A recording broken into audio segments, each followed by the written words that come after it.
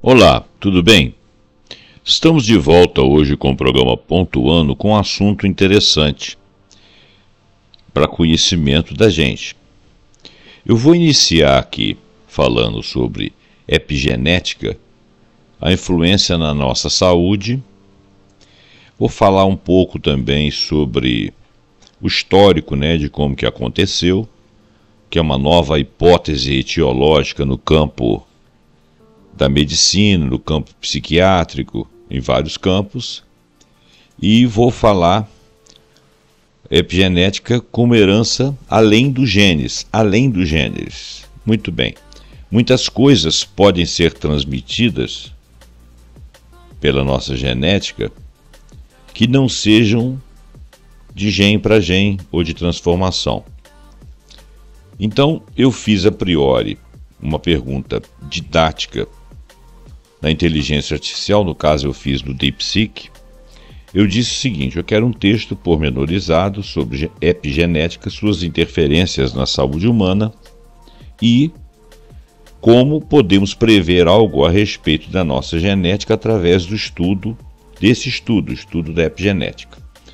E parece que muitas coisas podem influenciar, a epigenética pode trabalhar em algumas outras coisas. Então tem teorias neurocientíficas que passaram a ser adotadas como explicação primordial para a etiologia de transtornos mentais. Existe uma herança além dos genes, por exemplo, como que o sentimento de medo pode ser transmitido a outras gerações, como que os nossos hábitos podem afetar as outras gerações, a nossa própria estada aqui no momento, na circunstância em que existimos, e como que as experiências de vida são capazes de modificar o nosso DNA, e todas essas respostas estão sendo encontradas na epigenética. Vamos ao texto do DeepSeek, que é bastante sintético, e depois, com algumas explicações mais ou menos explicações assim, mais ou menos. Por que mais ou menos? Porque o texto aqui do DeepSeek ele foi didático, ele é enxuto, ele é um compilado, e ele está correto. Mas tem algumas explicações de algumas palavras que se devem a setores da biologia que a gente precisa de relembrar para as pessoas. Então, por exemplo, a palavra metilação, a palavra histona, células eucariontes, procariontes, etc. Eu vou falando aqui à medida que for aparecendo. Bom, então, epigenética e suas interferências na saúde humana, o texto do DeepSeek começa assim. A epigenética ela é um campo da biologia que estuda mudanças hereditárias na expressão gênica que não envolve alterações na sequência do DNA. Então, olha bem, epigenética é um campo da biologia que estuda mudanças hereditárias na expressão gênica que não envolve alterações na sequência do DNA. Essas mudanças são influenciadas por fatores ambientais, ou seja, é no seu aqui e agora, durante a sua existência com esse corpo, com essa genética que você tem, com essa sequência genética, com essa expressão gênica que você tem, a sequência do DNA, é onde os fatores externos, ambientais, psicológicos, etc., estilo de vida, experiências individuais, estarão fazendo impactos. E essas experiências podem ter impacto significativo, por acaso, na nossa saúde, tanto saúde psíquica quanto saúde física corporal. Ao contrário das mutações gênicas ou genéticas, que alteram a sequência dos nucleotídeos do DNA, As modificações chamadas hipergenéticas, elas afetam como os genes estão ligados ou desligados, regulando sua atividade sem mudar o código genético subjacente, ou seja, sem mudar aquela performance que você herdou, que é a expressão gênica que você tem atualmente, sem alterar a sequência do DNA, que você já veio com ela. Então, o que seriam os mecanismos epigenéticos? A primeira coisa que ele fala aqui é de metilação do DNA. A metilação do DNA é uma modificação epigenética que consiste na adição de um grupo metil ao nucleotídeo do DNA. Isso seria metilação, tá? E a adição de um grupo metil CH3 à citosina do DNA, geralmente em regiões promotoras de genes, pode silenciar a expressão gênica. Olha bem, a expressão gênica continua sendo a mesma, mas ela pode ser silenciada. A metilação anormal está associada a várias doenças, inclusive câncer, doenças cardiovasculares e distúrbios neurológicos. A modificação das histonas. Vamos lá, as histonas, a histona, ela é proteína, tá? E ele vai falar aqui das histonas. As histonas são proteínas em torno das quais o DNA se enrola para formar cromatina. Modificações químicas como acetilação e metilação podem alterar a estrutura da cromatina, tornando os genes mais ou menos acessíveis para a transcrição, tá? Então, ele fala aqui da histona desilcetilase, que é uma enzima que remove os grupos acetil das histonas e proteínas não histonas. Isso resulta na condensação da cromatina e na repressão da transição. Então, o que ele falou aqui? As histonas são proteínas em torno das quais o DNA se enrola para formar cromatina. Modificações químicas como acetilação e metilação podem alterar a estrutura da cromatina, tornando os genes mais ou menos acessíveis para a transição. 3. RNA não codificante. Moléculas de RNA que não codificam proteínas como microRNAs. Podem regular a expressão gênica ou interferir na tradução do RNA mensageiro, o mRNA, né? E agora, interferências na saúde humana. A epigenética desempenha um papel crucial na saúde humana, pois influencia o risco de desenvolvimento de diversas doenças. Por exemplo, já mencionado o câncer, né? Que são alterações epigenéticas como hipermetilação de genes supressores de tumor ou a hipometilação global do DNA. E essas estão frequentemente associadas ao câncer, a hiper e a hipometilação. Essas mudanças podem levar à ativação de oncogenes ou à inativação de genes que possam prevenir o crescimento tumoral. Doenças cardiovasculares também, a metilação do DNA e a modificação das histonas podem influenciar a expressão de genes envolvidos na inflamação, metabolismo lipídico e função vascular, contribuindo para o desenvolvimento de doenças cardiovasculares. Doenças neurodegenerativas, distúrbios epigenéticos estão implicados em doenças como Alzheimer, Parkinson e esquizofrenia. Por exemplo, a metilação do DNA pode afetar a expressão de genes envolvidos na plasticidade sináptica e na sobrevivência neuronal. Doenças metabólicas.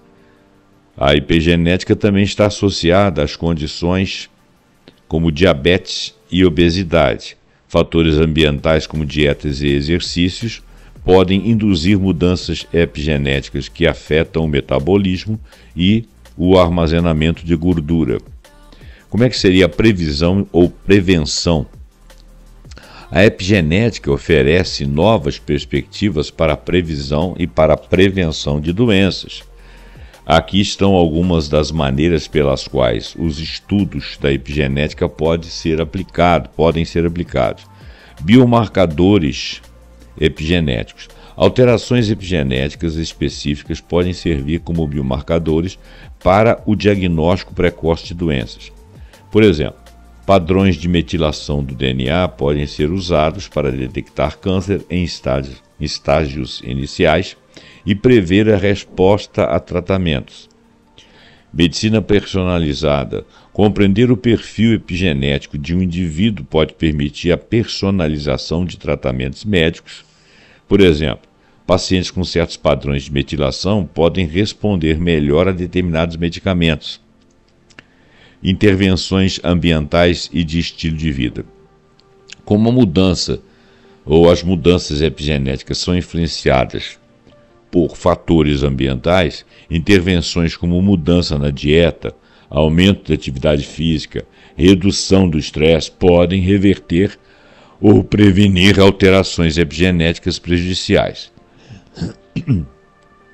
Terapias epigenéticas. Alguns medicamentos que visam mecanismos epigenéticos, como inibidores de histonas desacetilase, são as HDAC, ou drogas que modulam a metilação do DNA, estão sendo desenvolvidos para tratar doenças como câncer e distúrbios neurológicos.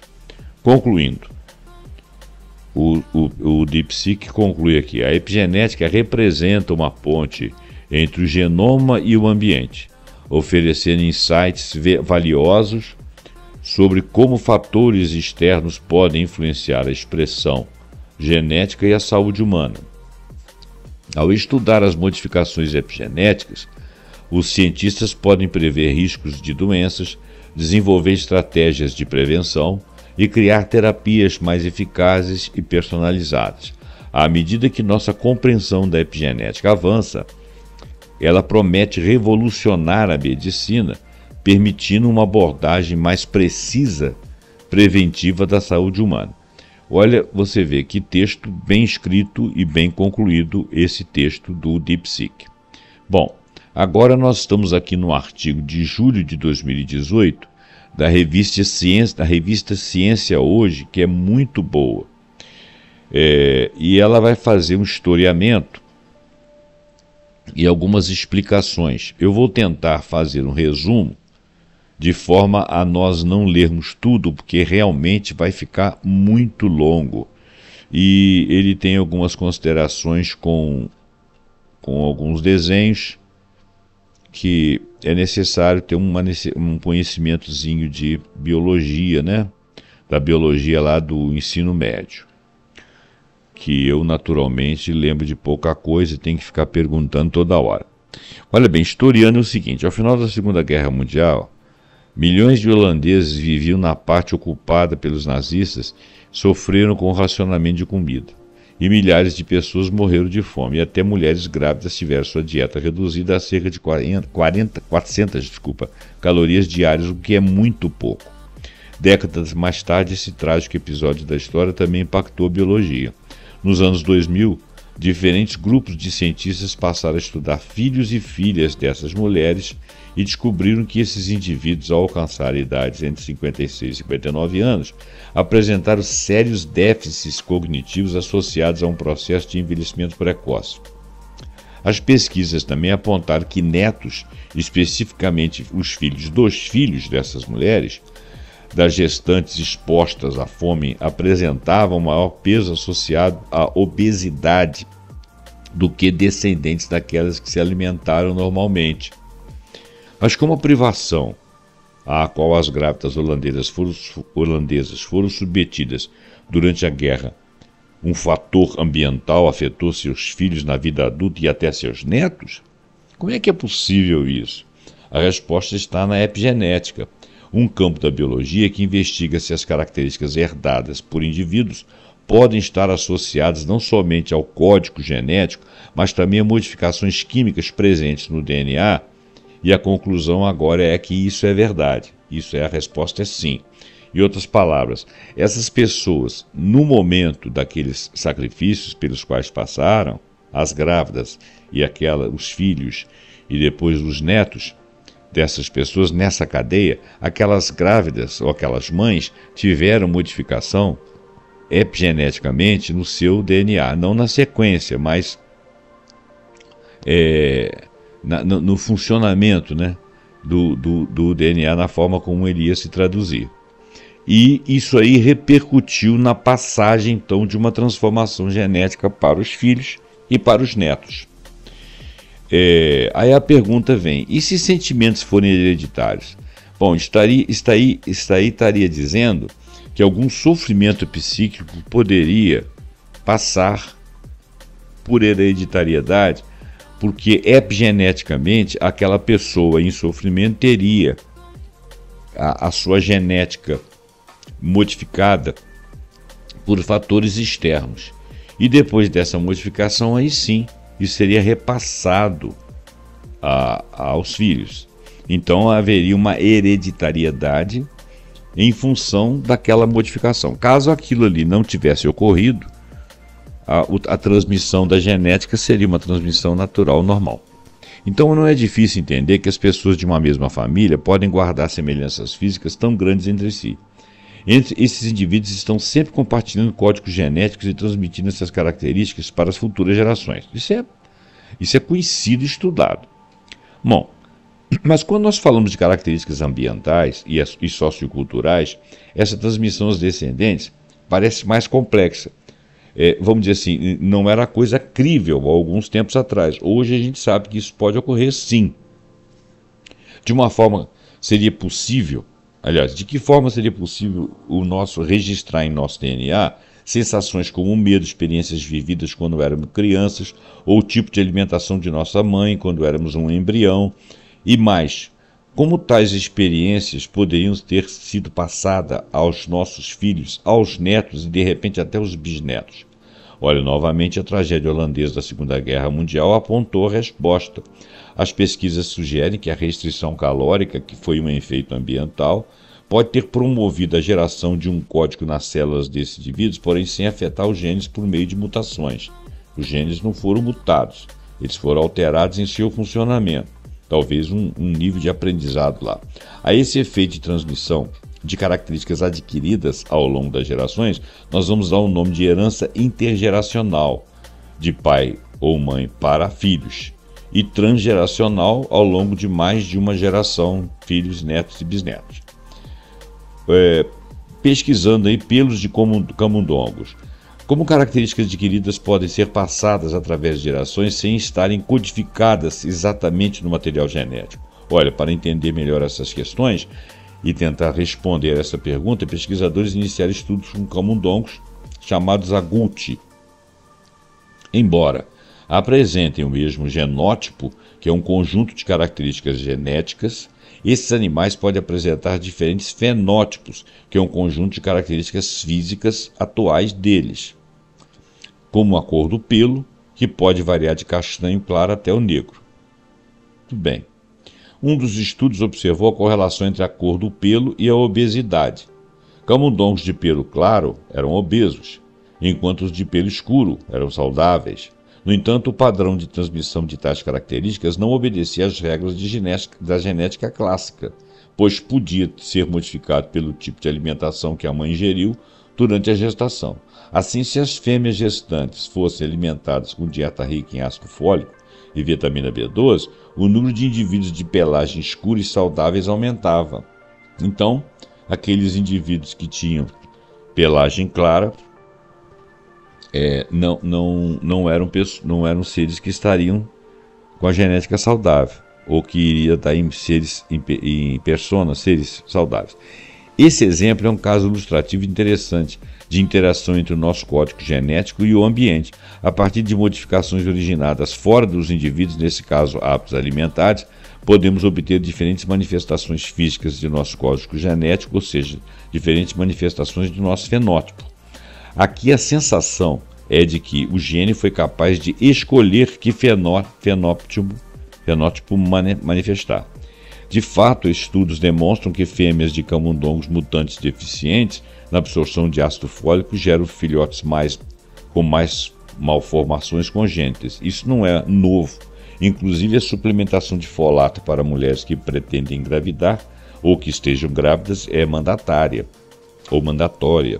A novidade é que a neta e a bisneta da fêmea mutante, embora fossem selvagens e captassem níveis normais de folato, continuava a apresentar defeitos e malformações. Ou seja, a deficiência na captação do folato estava relacionada à geração de um novo código, ou uma modificação desse código, que nesse caso não pode ser genético.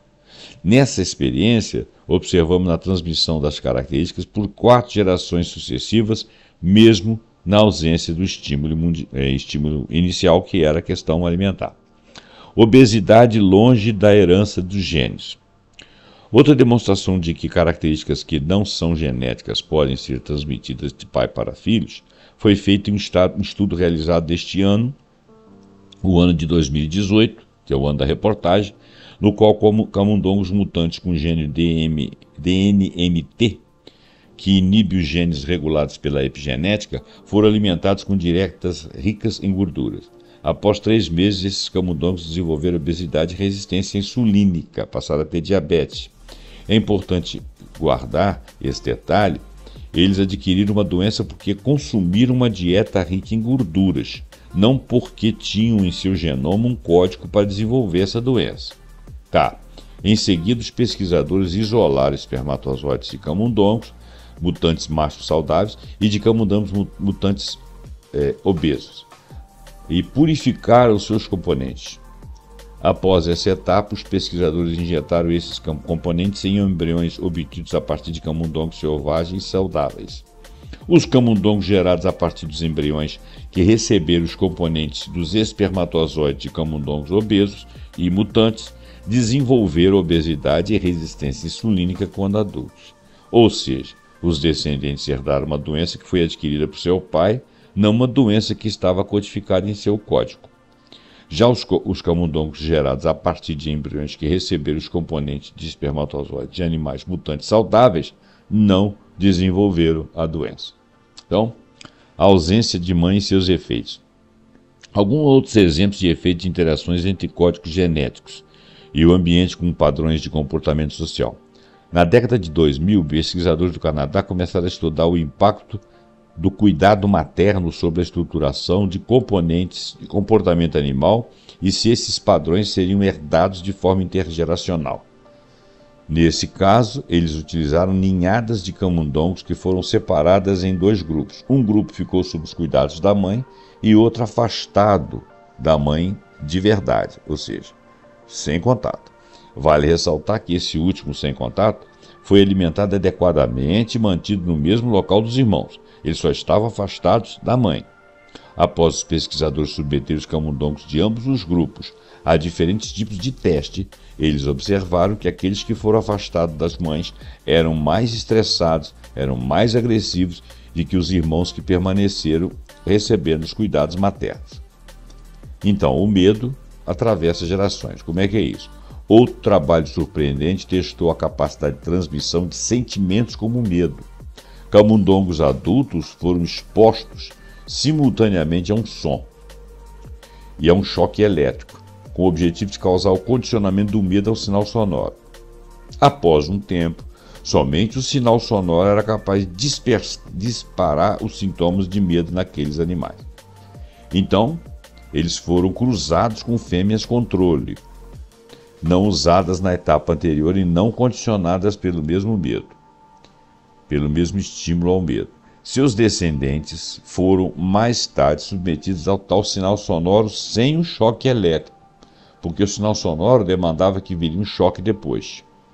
Então eles receberam o sinal sonoro sem choque elétrico e, surpreendentemente, manifestaram os sintomas do medo, mesmo sem nunca terem passado pelos estímulos a que foram submetidos os seus descendentes.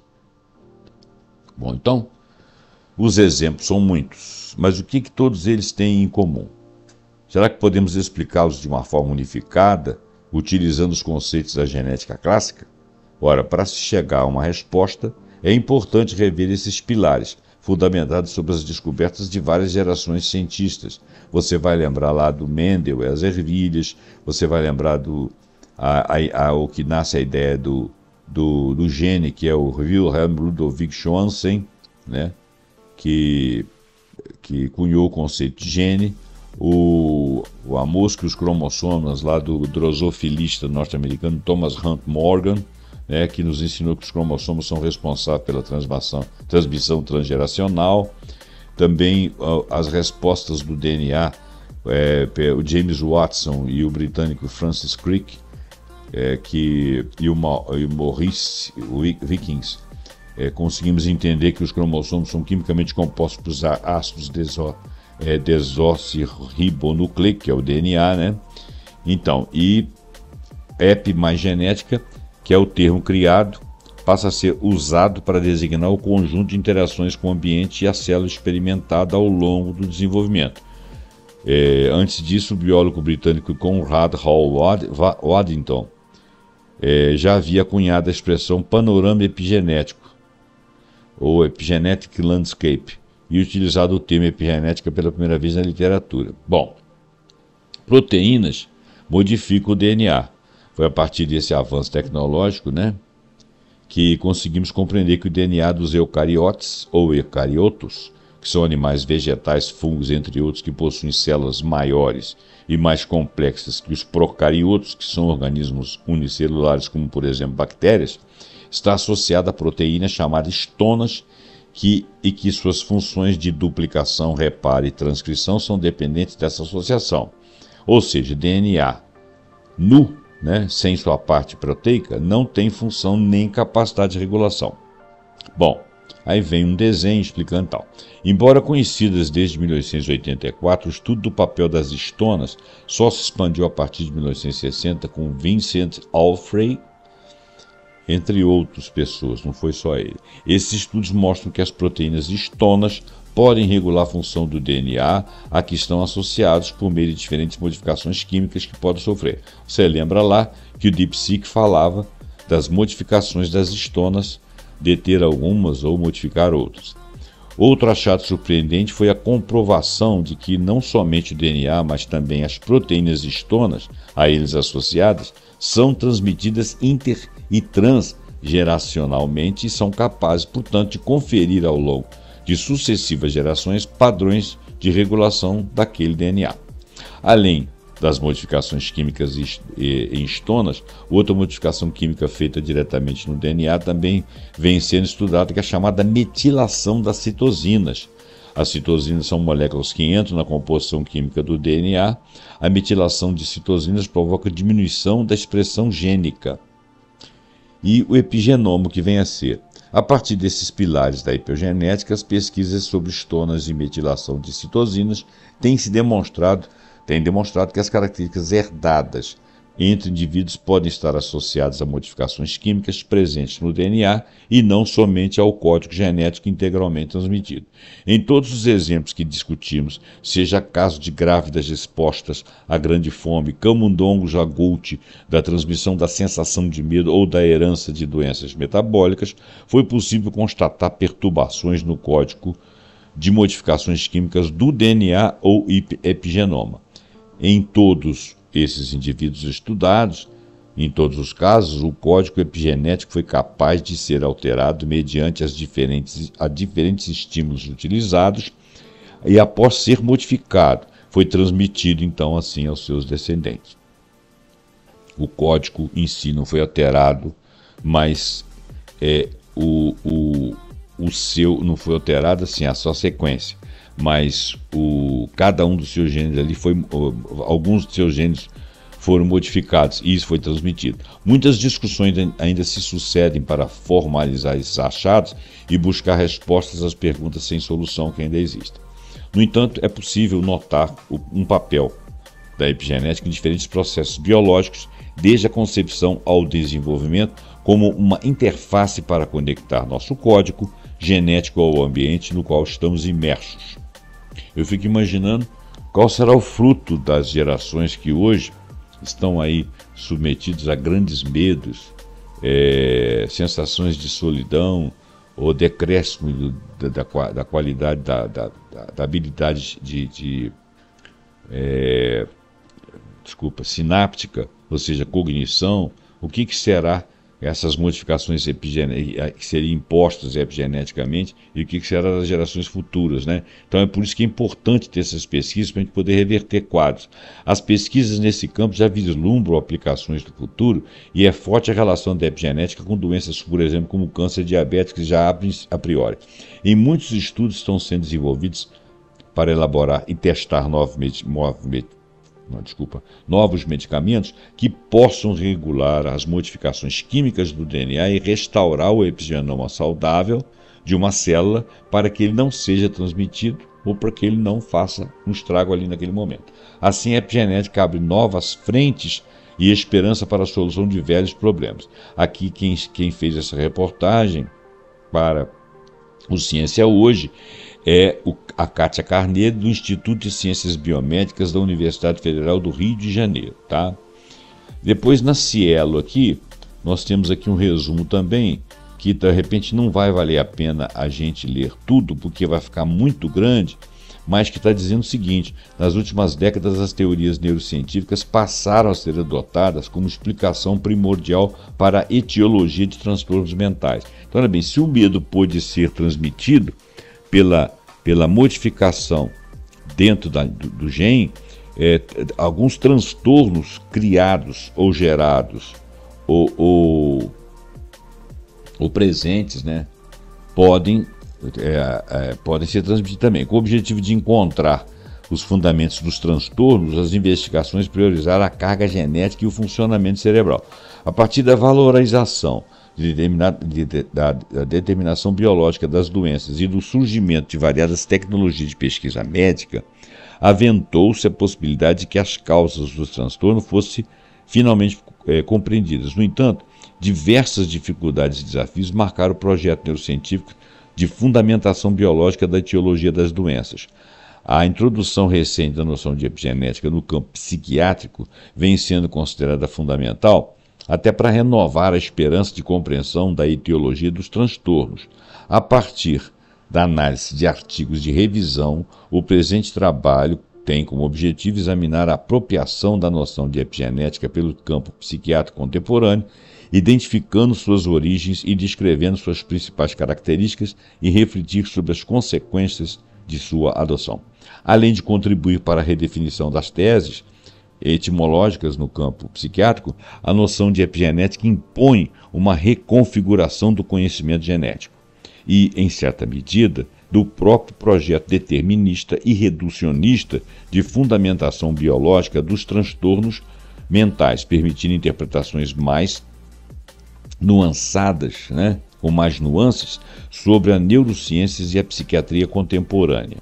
Bom, então, as teorias neurocientíficas constituídas nas últimas décadas vêm destacando como explicação primordial para a formação de patologia mental, ocupando um lugar central no campo psiquiátrico e motivando maciços investimentos financeiros e intelectuais. Nesse contexto, o chamado Shorter, de 1997, de segunda psiquiatria biológica, predomina a busca de substratos biológicos da doença, especialmente por meio da valoração de abordagem científica, objetiva e reducionista das patologias mentais e a valorização das intervenções medicamentosas consideradas as ações psiquiátricas propriamente ditas. Do ponto de vista histórico, pode-se afirmar que o surgimento das neurociências por volta de 1960 e a reorientação da psiquiatria em direção à busca pelos determinantes físicos e objetivos das doenças nos anos de 1970 e 1980 inauguraram um período de predominância das hipóteses biológicas sobre a formação das patologias. Com a chamada remedicalização da psiquiatria, os transtornos mentais passaram a ser entendidos como resultado de fenômenos biológicos determinados e acessíveis por meio de estratégias reducionistas de investigação científica, em contraposição às especificações ou explicações psicológicas e ambientalistas e a respectiva valorização de discursos e práticas que tomavam o indivíduo como um ponto de partida, que vigoraram durante algumas décadas no campo psiquiátrico. Bom, ele vai desenvolvendo e fala que o conceito de epigenética surgiu com o biólogo Conrad Waddington de 1940, e que, segundo Waddington, para compreender a relação entre herança genética e os processos de desenvolvimento, seria necessário adotar as medidas como descrição dos processos de desenvolvimento observáveis e investigação dos mecanismos causais em funcionamento dos processos observados, e relacionando-as, sempre que possível, às descobertas reveladas na embriologia experimental. Para essa segunda esfera, a investigação de Waddington sugeria o termo epigenética. Bom, então, ele teve algumas intuições, né? E aos poucos, alguns pesquisadores foram aceitando e começaram a denominar fenômenos biológicos que, ao serem observados, não eram facilmente entendidos a partir do conhecimento genético disponível, mas que indicavam conter em seu funcionamento algum componente hereditário, mas não da formação, né, da forma como o genoma era estabelecido inicialmente, mas de modificações durante a vida, né? Então, houve revisões de estudos sobre hereditariedade. A primeira suposição elaborada e reescrita pela primeira vez como um fenômeno biológico específico, a epigenética seria a alteração química de DNA, mais a chamada metilação. Nós já sabemos isso, eu vou pular isso aqui. Bom, para observar que a revolução genômica, que pode significar a descoberta e o entendimento de mecanismos epigenéticos, representa, no caso específico das patologias mentais, não apenas avanços no conhecimento molecular genético, nós vamos precisar, mas também e principalmente a construção de soluções interessantes e de argumentos estratégicos para a dificuldade de se explicar a origem dos tais transtornos mentais, né? Então o conceito epigenético aí, dentro do conhecimento psiquiátrico, aparece como recurso explicativo diante da decepção com a identificação de marcadores biológicos direto nas pesquisas genéticas e de artigos resultados inconclusivos nos estudos epidemiológicos dos transtornos mentais. Bom, existe uma complexidade genética dos transtornos mentais, né? E as pesquisas epidemiológicas, a influência do ambiente é um título aqui. Ao mesmo tempo em que outros mecanismos genéticos e moleculares começaram a ser explorados, os estudos epidemiológicos mantêm a busca pelos fatores ambientais que influenciam o surgimento de patologias mentais, mas adotando a mesma suposição da etiologia complexa que surge na interação gene-ambiente. Quer dizer, eles foram lá buscar na relação gene-ambiente. Parece que alguns transtornos mentais são desenvolvidos por questões ambientais ou adquiridos ao longo da vida, que não são necessariamente, e alguns não são transmitidos geneticamente, né? Mas alguns momentos os genes são susceptíveis a mudanças que redundam em problemas genéticos. Eu não sei quantos transtornos mentais são considerados hereditários, ou seja, pela forma como a genética é explicada, né? Eles chamam a expressão genética, né? Então, quer dizer, a expressão genética ela não traz necessariamente em si, para algumas patologias, a questão o formato que a hereditariedade vai ver lá na frente como são casos hereditários. Mas uma modificação genética poderia tornar hereditária uma suscetibilidade, e se a pessoa estiver envolvida num ambiente que modifique e transtorne o seu cérebro, isso pode se tornar algo que vai aparecer. É isso que eu estou entendendo, mas eu não estou afirmando isso não, tá? Então, por exemplo, historicamente os estudos epidemiológicos em psiquiatria se ocuparam em distinguir os fatores ambientais e fatores genéticos associados a transtornos mentais, principalmente por meio de pesquisas de gêmeos, adoção e famílias de indivíduos portadores de transtorno mental. Uma das principais suposições das pesquisas epidemiológicas residia na diferença de ocorrência de transtornos mentais entre gêmeos monozigóticos, ou seja, aqueles que vieram dentro do mesmo ovo. Se os indivíduos possuem a mesma carga genética, as diferenças de ocorrência de transtornos poderiam ser atribuídas à exposição a fatores ambientais não partilhados pelos irmãos. A pesquisa com um gêmeo monozigóticos criados em ambientes distintos era uma das principais estratégias de pesquisas epidemiológicas para identificar fatores ambientais e conduzirem a doenças. Então, ele está falando aqui mais é de que alguns transtornos mentais ocorreriam por questões genéticas na atual existência do indivíduo. Agora, ele não está falando, e eu pelo menos não cheguei até esse ponto, se esse transtorno, assim como o medo lá atrás, lá no ratinho, poderia ser passado pela expressão genética, porque ele acabou adquirindo uma genética com algumas funcionalidades que não eram saudáveis, e que essa expressão genética fosse repassada aos filhos e netos. Não sei se isso é verdade, não está escrito isso aqui. Os estudos com indivíduos adotados representavam outra estratégia importante no campo da epidemiologia psiquiátrica, comparando as similaridades entre irmãos adotados por famílias distintas que compartilhavam características genéticas. Quer dizer, eram indivíduos com a mesma genética, ou similar, né? Porque são filhos dos mesmos pais, mas adotados por famílias diferentes em circunstâncias de vida diferentes. Então, criados em ambientes separados, e com irmãos adotivos e tal, que compartilhavam ambiente, mas não a mesma constituição genética. Em ambos os casos, importava discriminar o impacto da herança genética na predisposição ao aparecimento de doenças e identificar os fatores ambientais que exerciam esse impacto sobre a formação psicopatológica.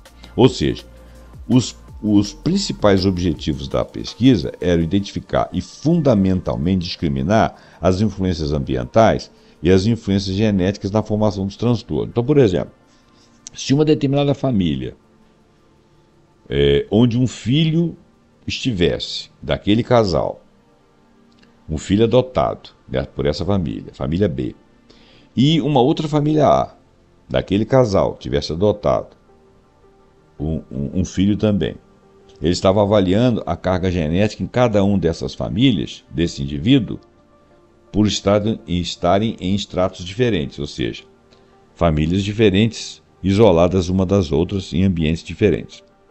Bom, qual que é a carga genética? Era a primeira pergunta. Segundo, esses indivíduos, você poderia avaliar a família B e a família A e ver distúrbios que aconteceram nos irmãos que não eram consanguíneos com aquele filho e que aparecesse naquele filho e nos outros irmãos também.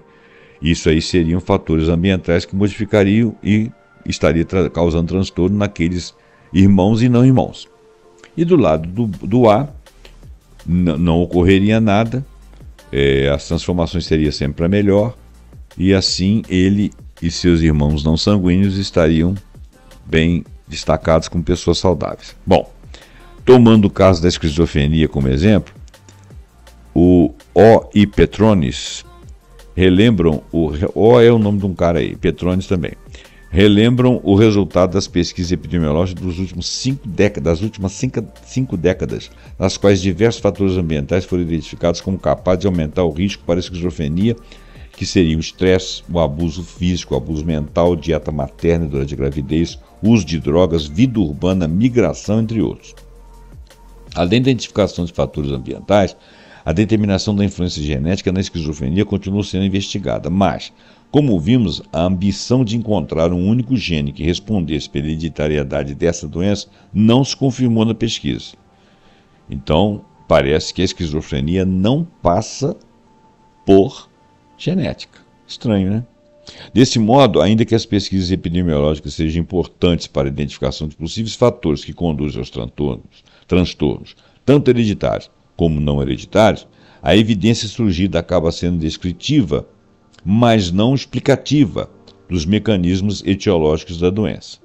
A possibilidade de identificar um gene que determinasse o transtorno psiquiátrico não se confirmou nas pesquisas realizadas no âmbito do projeto do mapeamento do genoma humano e acabou por conduzir à elaboração de novas hipóteses como a recuperação da carga genética, além da dificuldade de verificação da hereditariedade genética, as associações, né? As associações encontradas nos estudos dos fatores ambientais que contribuem para o aparecimento da patologia somam um pouco a compreensão dos nexos causais que a determinam. Ou seja, as associações não são suficientes para esclarecer quais mecanismos etiopatológicos seriam subjacentes aos transtornos se não forem atrelados a possíveis achados fisiológicos. Além do tipo de limitação própria dos estudos epidemiológicos, alguns desafios e complexidades metodológicas carecem de explicação, como, por exemplo, a recente associação entre esquizofrenia e o uso de maconha. Tá, isso aí é um outro papo, né? Bom, não pode ser desculpa. Então, o antigo objetivo de discriminar as influências ambientes e da carga genética, diferenciando-os, começa a ceder lugar a questões mais complexas, como compreensão dos caminhos que conduzem ao risco e à interação dinâmica entre a herança genética e as influências ambientais a que é submetido o organismo. Ou seja, não existe uma resposta ainda definitiva. O projeto EU-GEI é um exemplo da pesquisa de grande porte em curso atualmente informada pela hipótese epigenética, conduzido por pesquisadores do Reino Unido, Holanda, França, Espanha, Turquia e Alemanha, com a colaboração de outros países, financiado pela Comissão Europeia. Esse projeto EU-GEI se caracteriza como uma rede de pesquisas realizada ao longo dos 5 anos, 2010 e 2015, destinadas à investigação da epidemiologia, genética e clínica da esquizofrenia. De acordo com o site do projeto, a rede é formada por pesquisadores multidisciplinares, líderes na pesquisa de esquizofrenia, adotada por paradigmas metodológicos também multidisciplinares e pretende identificar os fatores epidemiológicos, clínicos e genéticos que possam influenciar o aparecimento, a severidade e a evolução, por exemplo, da esquizofrenia. Bom, no campo psiquiátrico, embora tenha havido bastante investimento, que gerasse grande otimismo pelas promessas, né, da determinação biológica dos transtornos no contexto da pesquisa em neurociência, o efetivo entendimento dos processos de formação de doenças mentais permanece limitado. Então existe a suposição de que poderia haver uma associação, né? Caminhando para o final. Ainda que novo, o artefato conceitual em voga nas pesquisas neurocientíficas, que mais recentes venha, né? Mais uma vez gerando otimismo e reeditando as antigas esperanças de compreensão da etiologia das doenças, não é tarefa simples investigar fenômenos epigenéticos e atrelá-los a modificações comportamentais, como não são óbvias as consequências clínicas que, porventura, poderão ser derivadas desse tipo de conhecimento. Ainda assim, como sugere um autor chamado Sain, a epigenética e as teorias emergentes do desenvolvimento humano podem estar começando a alterar as fronteiras do que conhecemos como herdade e adquirido, buscando novas formas de compreender os processos de formação patológica e principalmente de investigar as contribuições da biologia e do ambiente, não como variáveis independentes, mas complementares integradas na construção da vulnerabilidade da doença. Olha bem, esse artigo ele não está afirmando que os transtornos mentais estão passando de geração para geração, mas eles estão tentando descobrir se aqueles que não são transtornos que sejam hereditários, como que eles se manifestam, e seria uma modificação na genética ou no gene, e que isso aí faria o indivíduo desenvolver aquilo, mas também não disse se isso sendo verdade, se seria passado para outras gerações. Então, o epigenética essa é uma ciência nova. Nós estamos e nós não, quem sou eu, né? Muita coisa é estudada a esse respeito. Eu espero que vocês tenham gostado desse programa e gostaria que vocês passassem ele para frente, deixassem seu comentário, deixassem o seu like, compartilhassem, né? Passassem para frente. Assinasse o canal, apertava o sininho aí para você ficar sabendo todas as vezes que nós colocássemos podcasts, vídeos nesse canal.